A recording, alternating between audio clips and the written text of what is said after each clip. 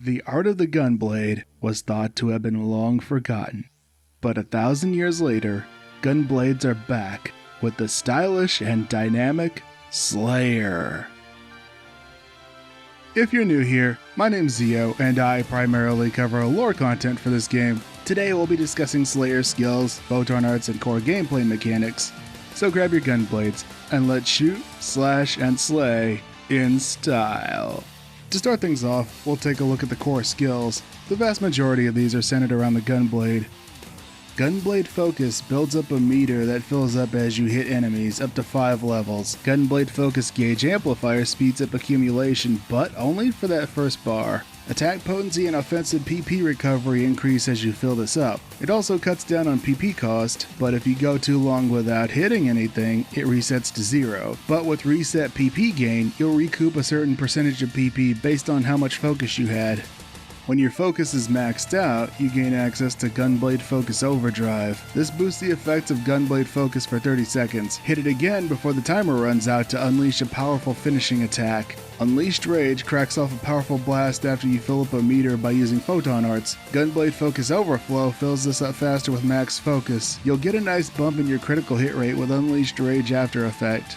Blade Counter lets you follow a successful parry with a counterattack based on whether you hit the weapon action or a normal attack. Blade Counter Critical Up boosts its critical hit rate.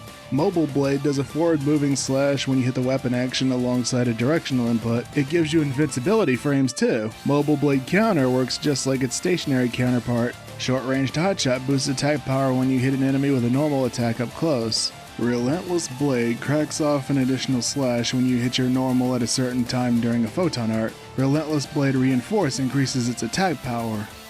Slugshot fires off a close range blast when you hit your normal right after a PA. Charged Blade is a gap closer that unleashes a forward thrust. You activate this by hitting your weapon action after a charged normal at a certain time. So now we come to the Photon Arts.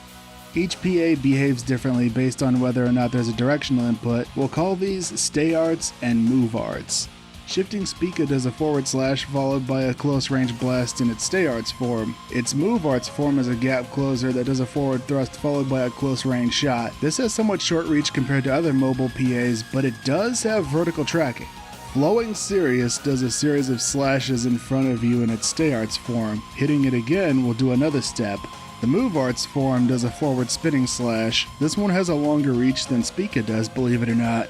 Reaping Regulus in its Stay Arts form has you throw a grenade in front of you and hop backwards. The Move Arts form kicks the grenade in the air and has a wider area. Waving Rigel's Stay Arts form slams your sword into the ground and produces a shockwave. This actually stun locks smaller enemies. Its Move Arts form has you jump up followed by a series of slices. It won't climb any higher if you're already airborne. For subclasses, you have a number of options here. You have the tried and true Force for its PP management skills like PP recovery boost and eradication PP gain. Fighter sub shines during down phases with defeat advantage and defeat PP gain. Then you have Bouncer sub for defeat amplifier, which increases enemy down factor. Partial destroy advantage increases potency based on how many parts are broken on a single enemy. Tector sub has a Wake Ale, which fills up your Photon Blast meter faster against bosses. This is actually pretty nice in conjunction with the weapon potential that fills up your Photon Blast meter faster.